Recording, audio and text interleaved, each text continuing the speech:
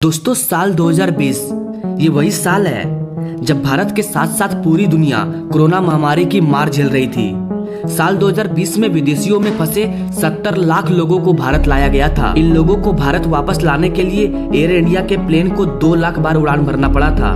इन्हीं में से एक प्लेन उड़ान भरने के बाद कभी वापस नहीं आया।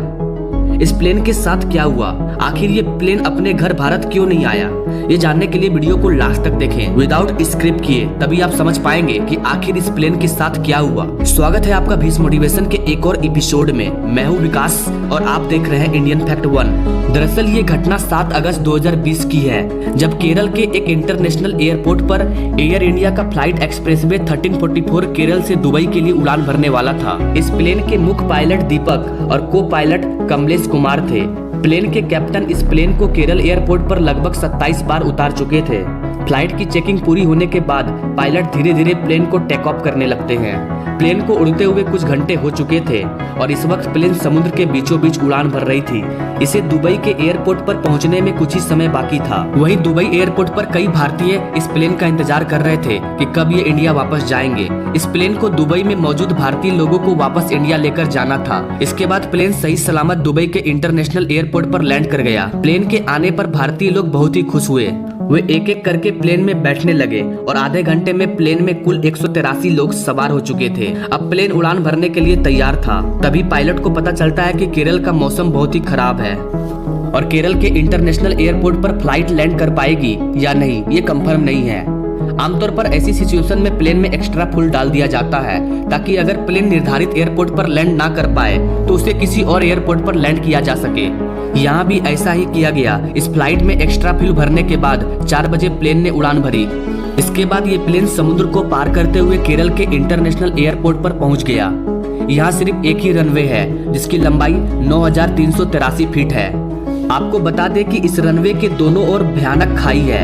एयर इंडिया का ये विमान सभी यात्रियों को लेकर शाम 7 बजे तक केरल के एयरपोर्ट पर पहुंच गया, लेकिन खराब मौसम के कारण प्लेन के पायलट को कुछ भी क्लियर दिखाई नहीं दे रहा था। हालांकि प्लेन को रनवे पर लैंड करने की परमिशन मिल चुकी थी, लेकिन लैंड करने वक्त प्लेन के पायलट ने नोटिस किया कि प्लेन का एक विंड स्क्रीन वीपर काम नहीं कर रहा है, जिसके कारण प्लेन के विंड स्क्रीन पर पानी भरता जा रहा है और आगे कुछ भी क्लियर दिखाई नहीं दे रहा है। ऐसे में प्लेन को लैंड कराना नामुमकिन था, इसलिए पायलट ने प्लेन को लैंड करने से मना कर दिया और आसमान में गोल गोल चक्कर लगाने लगा।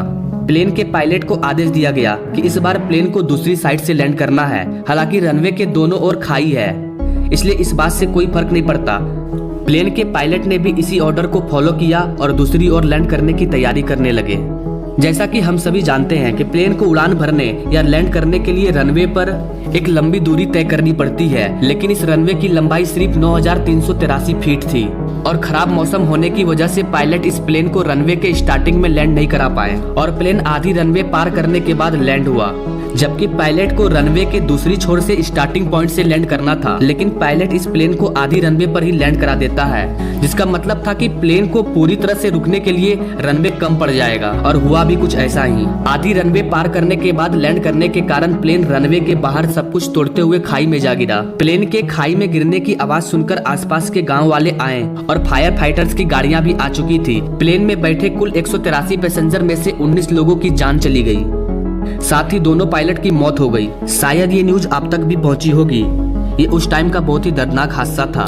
इसमें गलती किसकी थी ये ठीक से कहा नहीं जा सकता, क्योंकि मौसम बहुत ही खराब था और अगर पायलट की गलती भी थी तो वो ऑलरेडी प्लेन क्रैश के साथ अपनी जान गंवा चुके थे। तो ये थी फ्लाइट 1344 की पूरी कहानी।